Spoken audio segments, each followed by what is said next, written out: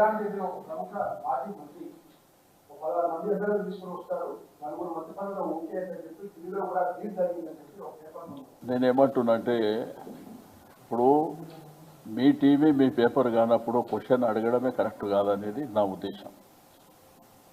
ఇప్పుడు మీరు కూడా వివిధ మీడియా సంస్థల్లో పత్రికా రంగంలో మీరున్నారు. ఏదో ఎందులో వచ్చిందే కాకుండా మీ దగ్గర ఏమైనా అథెంటిక్ ఉంటే చెప్తే దానికి ఆన్సర్ చెప్తే బాగుంటుంది. మీకే పోయిన వాళ్ళ పరిస్థితి ఏందనేది వాళ్ళ పశ్చాత్తాపం చూస్తున్నాం. అసలు ఇప్పుడున్న పరిస్థితుల్లో ఆ వాతావరణం ఉందో లేదో మీకే తెలవాలి, మాకంటే ఎక్కువ.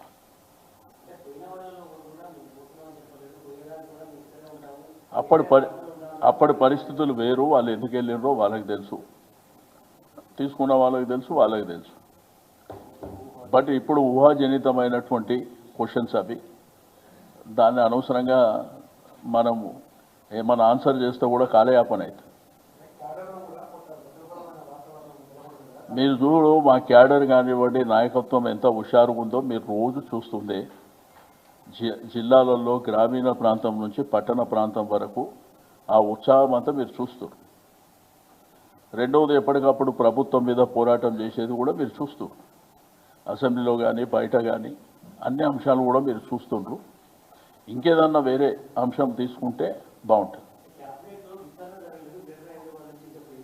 నేనేమంటా, ఇప్పుడు ఆ విషయాన్ని మీరు వాళ్ళ ద్వారా సేకరిస్తే మంచిగా ఉంటుంది, మా ద్వారా సేకరిస్తే బాగుంటుంది.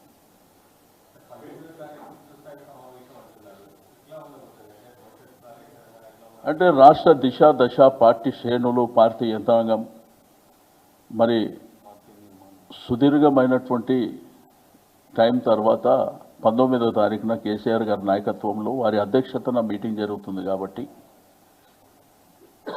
ఆ రోజు ఏమేమి అంశాలు, ఎజెండా ఏముందనేది మీకు 18th కానీ 19th మా ఉదయం వస్తాయి.